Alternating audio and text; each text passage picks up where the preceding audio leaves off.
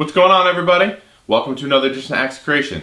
And on this week's lesson, we look at how to approach learning arpeggios on the guitar.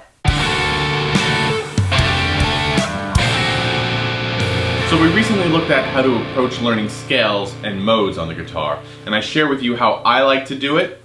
You break down each scale to a 1-octave pattern, and you can only play them 3 ways. And learning them like that in isolated chunks really helps unlock the fretboard, but it also makes outlining chords and other scales as they come a little easier because you can kind of visualize them from a small little chunk rather than a large 6-string 3-octave pattern.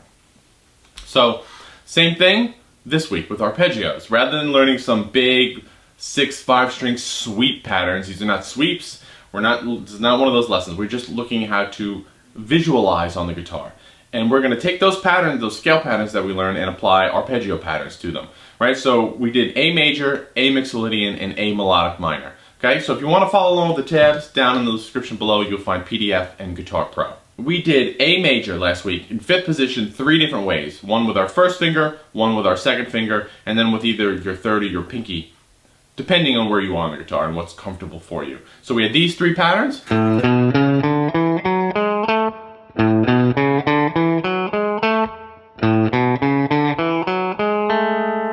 Those are our 3 different patterns. And now we have arpeggio shapes that go along with those. Okay? So if this is scale pattern 1, we can just play the arpeggio.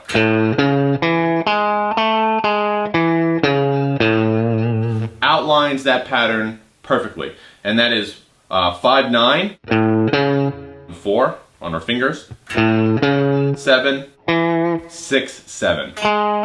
This is our major triad with a major 7 arpeggio, which is a half step.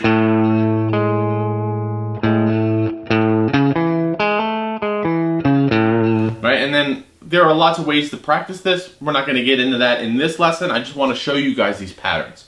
Okay, so let's move to pattern number 2.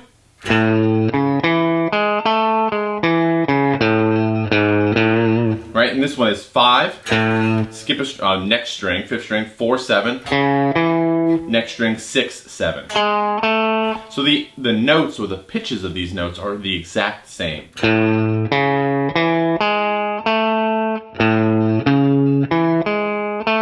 You'll notice some tonal differences or some differences in timbre depending on which string gauge, which string sets you're playing on. So this, even though you're playing the same notes, notice that second C sharp, that second note, they have a different attack, a different characteristic because of the string you're playing. Okay, again, take some time and explore your guitar. 3rd pattern, pinky on A. Right, we have a diagonal chord, 3 strings, 5, 4, 2. Same string, 6. This is a G sharp. But we can grab that note right there.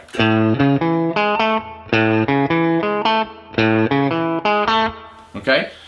You have an arpeggio pattern for every scale pattern. And this applies to the mixolydian that we did last week as well. Right? So we have mixolydian and we have melodic minor.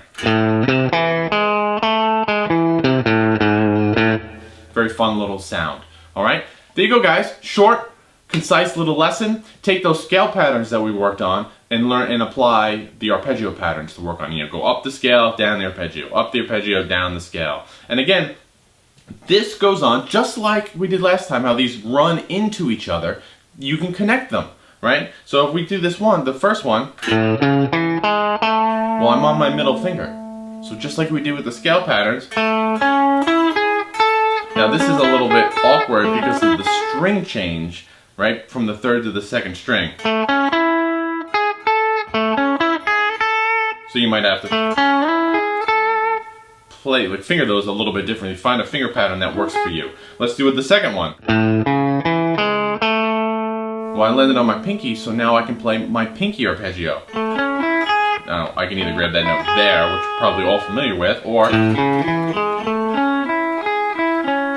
can jump into pattern number 3, which is this one. Now, I know the fingering looks different because the frets, this one is a diagonal 7-6-5, and this one is 5-4-2, right? So the spacing is different.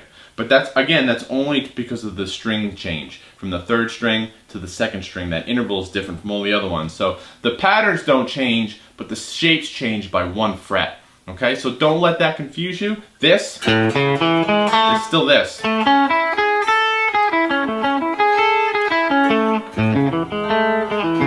Just the spacing is ever so slightly different. So all of those arpeggio patterns run into each other and connect to each other just like the scale patterns we looked at. Alright? Really fun idea, really opens up the fretboard, helped me a lot. I hope it helps you guys. Okay? So like I said, down in the description below, PDF and Guitar Pro of all the 3 modes that we looked at and these 3 patterns and how they connect. And as always, let me know what you come up with. And until then, I'll see you next time. Thanks a lot.